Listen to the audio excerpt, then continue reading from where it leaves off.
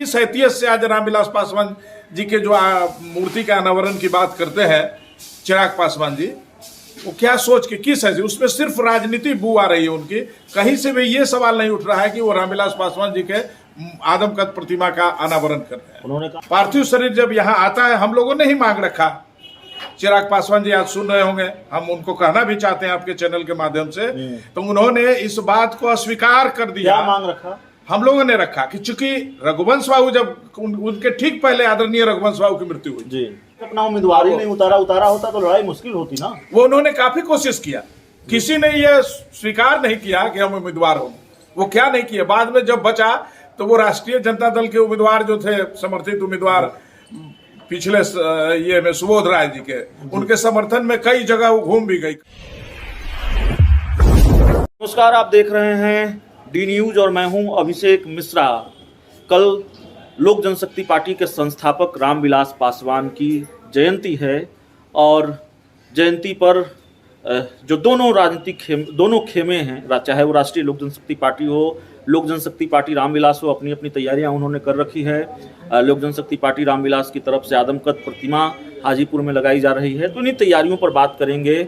हमारे साथ घनश्याम कुमार दाहा, प्रधान महासचिव दलित सेना बिहार, और हम हाजीपुर से भी बिलोंग करते हैं। जी हाँ, तो हाजीपुर में तो कल आदमकद प्रतिमा लग रही है। वो तो जो हम उनसे कहना चाहते हैं आपके चैनल के माध्यम से जी, कि जिस व्यक्ति के लिए जब आदरणीय रामविलास पासवान जी का मृत्यु उनकी हो गई थी, उस क्रम में हाजीपुर के तमाम लोगों ने ये मांग रखी थी और होनी भी चाहिए था, चूंकि 1977 से लेकर 2019 तक जब तक वो ये रहे, वो उन्होंने हाजीपुर का प्रतिनिधित्व किया।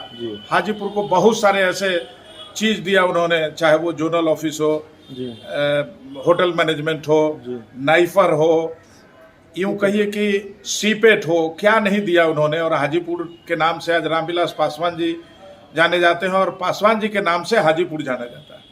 लेकिन उन्होंने जिस रामविलास पासवान जी ने जीते जी जब भी वो भाषण दिया करते थे, वो बोला करते थे कि हाजीपुर हमारी माँ के समान है। उस माँ के बच्चे के जब उनका मृत्यु हो जाता है, पार्थिव शरीर जब यहाँ आता है, हम लोगों ने ही मांग रखा। चिराग पासवान जी आज सुन रहे होंगे, हम उनको कहना भी चाहते हैं आपके चैनल के माध्यम से, तो उन्होंने इस बात को अस्वीकार कर दिया। क्या मांग रखा? हम लोगों ने रखा कि चूंकि रघुवंश बाबू जब उनके ठीक पहले आदरणीय रघुवंश बाबू की मृत्यु हुई जी, रघुवंश बाबू के पार्थिव शरीर को वैशाली लोकसभा के करीब करीब विधानसभा क्षेत्रों में घुमाया गया था जी।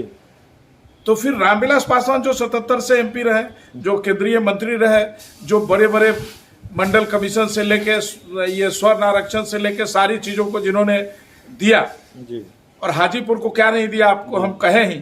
जोनल ऑफिस भी आज जो देन है हाजीपुर में, वो रामविलास पासवान जी की ही देन है। देवगौड़ा साहब उसका ये किए थे, उन्होंने ही शिलान्यास भी किया जी।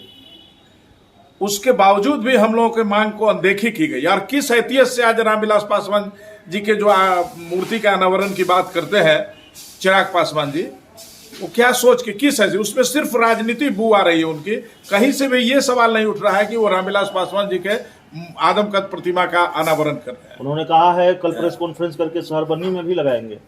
वो शहरबन्नी में, उनको तो सबसे पहले जो उनका जन्म स्थान है, जहां से रामविलास पासवान जी जन्म लिए थे, वहां निश्चित रूप से वो शुभारंभ होनी चाहिए थी, उसी शहरबन्नी की धरती से। तो लगता पूरे देश में मैसेज जाता कि उनका जो सुपुत्र है वो कम से कम यह अच्छा काम कर रहे हैं। हाजीपुर से लोकसभा का चुनाव भी लड़ सकते हैं। अब वो हाजीपुर लड़ सकते हैं, वो तो जमुई को कहते हैं कि ये खुशी जिंदगी में। अभी आप लोगों के ही चैनल के माध्यम से बयान आया था उनका, अखबारों में भी छपी थी कि वो जमुई किसी कीमत पर छोड़ने नहीं जा रहे हैं। तो हाजीपुर क्या चुनाव लड़ सकते हैं? और हाजीपुर की जनता तो तैयार है। हाजीपुर की जनता ये स्पष्ट किया ना अभी पिछले विधान परिषद के चुनाव में, जहां से हमारे भूषण कुमार जो उम्मीदवार थे, एक सीट हमको मिली हमारे राष्ट्रीय अध्यक्ष के दिशा निर्देश पर। उनके जो बनाई गई रणनीति है, उस रणनीति के तहत काम किया। उन्होंने तो वहां से अपना उम्मीदवार ही नहीं उतारा होता तो लड़ाई मुश्किल होती ना। वो उन्होंने काफी कोशिश किया, किसी ने ये स्वीकार नहीं किया कि हम उम्मीदवार होंगे। वो क्या नहीं किया, बाद में जब बचा तो वो राष्ट्रीय जनता दल के उम्मीदवार जो थे, समर्थित उम्मीदवार पिछले ये में सुबोध राय जी के, उनके समर्थन में कई जगह वो घूम भी गई। कई बड़े बड़े पासवान जो प्रतिनिधि थे, जिला परिषद, मुखिया, पंचायत समिति जो लोग वोट दिया करते हैं उनके घरों के पास दौड़ लगाए कि वोट आप कम से कम सुबोध जी के कर दीजिए। लोगों ने कहा कि ठीक है, आपका सम्मान हम करेंगे, आप रामविलास पासवान जी के लड़के हैं, वो सम्मान चलेगा, लेकिन वोट में कोई सम्मान नहीं है। ये दिखा दिया है हाजीपुर की धरती ने कि जो पशुपति कुमार पारस जी के ने काम किया है उस काम से हम खुश हैं और हमेशा हम लोग पशुपति कुमार पारस जी के साथ रहेंगे। चूंकि रामविलास पासवान के विचारों को अगर कोई देश में फैला सकता है, उनकी नीतियों को अगर कोई अमली जामा पहना सकता है, तो वो एक व्यक्ति है, वो है हमारे राष्ट्रीय अध्यक्ष आदरणीय पशुपति कुमार पारस। चलिए, तो पशुपति कुमार पारस की तारीफ कर रहे थे पार्टी के जो नेता हैं, और रामविलास पासवान की जो विचारधारा है उसको कोई आगे ले जा सकता है तो वो पशुपति कुमार पारस हैं। हाजीपुर से रालोजपा नेता हैं, उनसे हम बातचीत कर रहे थे, और चिराग पासवान को लेकर क्या कहा है ये भी आपने सुना है।